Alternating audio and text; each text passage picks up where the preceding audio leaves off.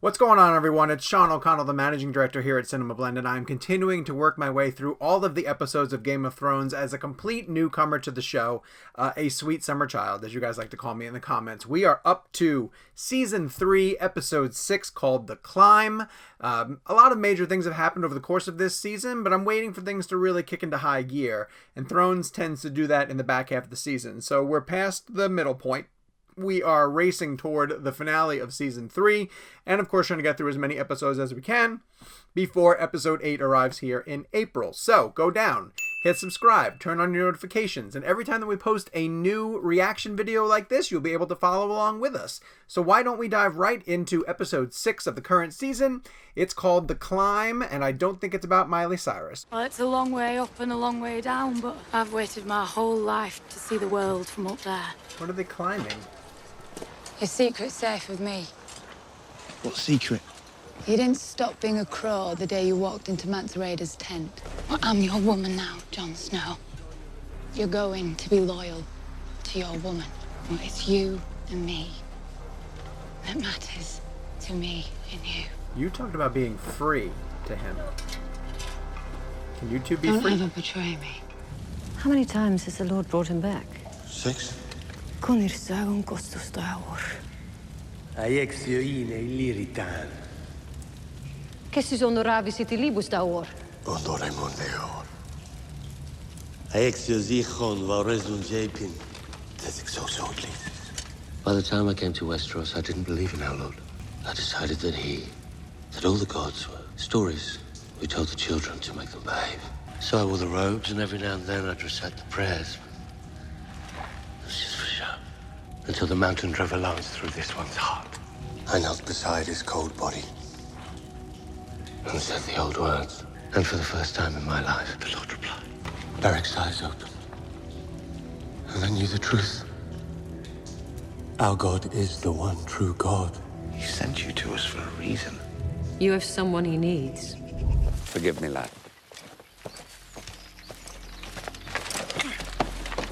What are you doing? Let go of him! Tell them to stop! He wants to be one of you! He wants to join the Brotherhood! Stop them! He's a We serve the Lord of Light. And the Lord of Light needs this boy. So let's play a game. Tell me who you are. Which body part do you need the least? Why do you hate him so much? Please, not a body part. Everything, please. If I win, he'll let me go. If you think this has a happy ending, you haven't been paying attention. Lord Rickard Karstark is Robb Stark's bannerman. I betrayed Robb. That's why you're torturing me. Yes. Of course, you forgot to ask one question. You forgot to ask if I'm a liar. Everything I told you is a lie. This isn't happening to you for a reason. Well, one reason. I enjoy it. Our fathers instructed us to tell you that his alliance with the North can continue if his terms are met. Lord Frey requires a formal apology for your violation of your sacred oath to marry one of his daughters. Of course, he deserves as much. I was in the wrong. As restitution for this betrayal, he demands Harrenhal and all its attendant lands. It is his once the war is over, and we have no further strategic need for it. Our father requires Lord Edmure to wed one of his daughters, Roslyn. How old is she? 19. Could I see her first? You want to count her teeth? My answer is no. Come on, Anne. Take one for the team. We can't win it without them. I have no time to haggle. You said you wanted to make amends for the stone mill. I'll marry her. Good man. You're paying for my sins, Uncle. It's not fair or right. I'll remember it. Many people would pay a great deal for you. We both know who would pay the most.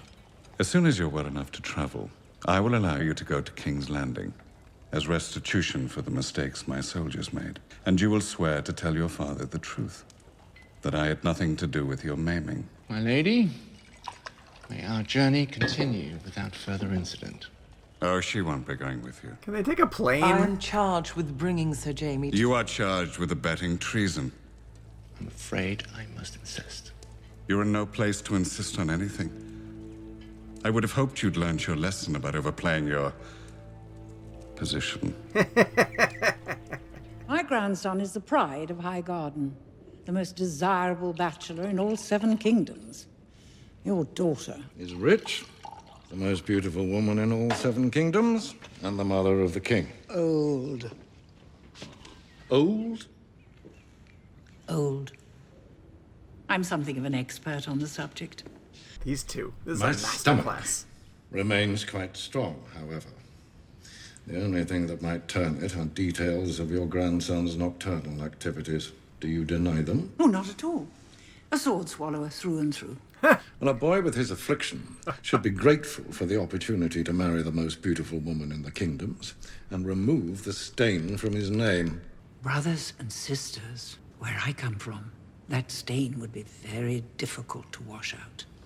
I will not breathe further life into a malicious lie by discussing it. I don't care what people believe, and neither do you. As an authority on myself, I must disagree. If you refuse to marry Loras to Cersei, I will name him to the King's Guard. You would have your grandson protected by someone who disgusts you. I would have my grandson protected by a skilled warrior who takes his vows seriously. So, shall I draw up the order? Or do you consent to this match? It's a rare enough thing.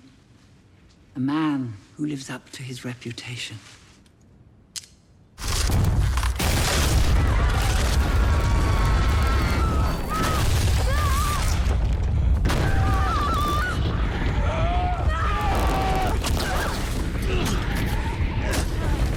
We gotta turn them loose!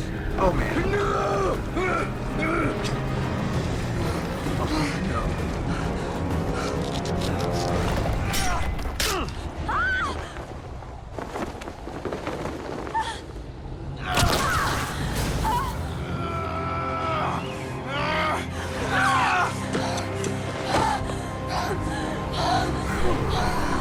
I need to speak with you, Lady Sansa.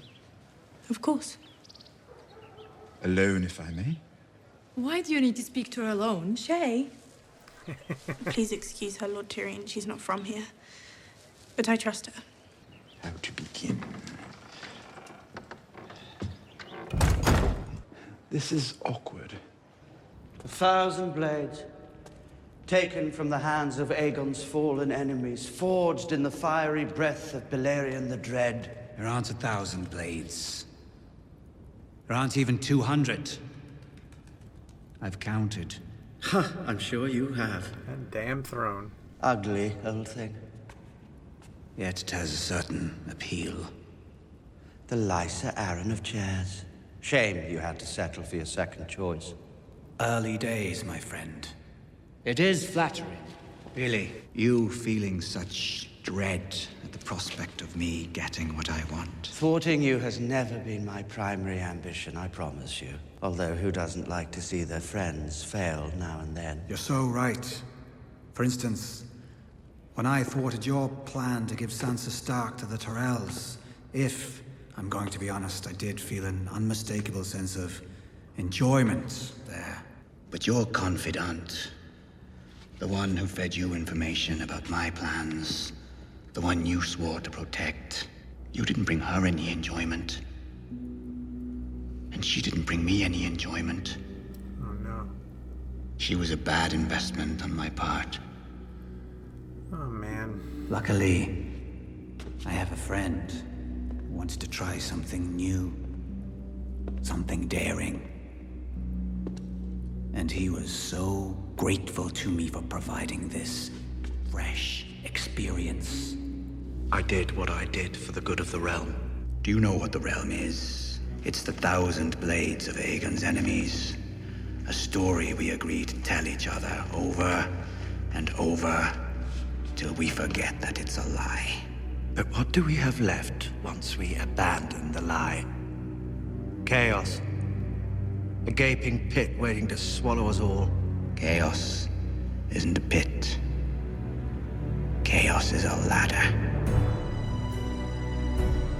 Many who try to climb it fail, and never get to try again. fall breaks them. Oh, man. Oh, Joffrey. And some are given a chance to climb. They cling to the realm, or the gods, or love, illusions. Only the ladder is real. The climb is all there is.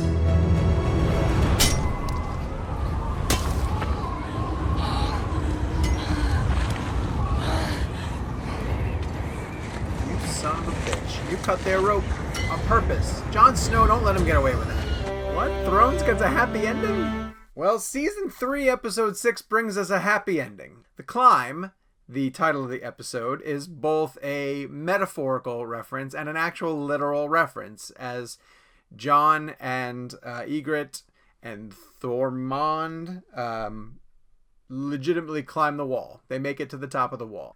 It's also a metaphorical reference, the climb, as we learn from Baelish, about how when there's chaos and disorder and you say that you're doing all these things for the benefit of the realm, that the realm doesn't really exist, that you're playing this game for the benefit of yourself, and that the only way out of the chaos is to climb a legitimate ladder to get yourself in a position of power. Well, Littlefinger doesn't necessarily realize that Varys is doing this on his own also, because as we learned in the previous episode, he's been climbing the ranks of power all the way up until the point that he makes it to the Small Council, so that he can get his hands on the wizard, warlock, magician person that harmed him at a very young age. So they both understand the idea of the climb, and everybody on this show basically understands the idea of the climb. And yet the funny part is, when you get to a position of power, the way that, say, Tyrion and Cersei have,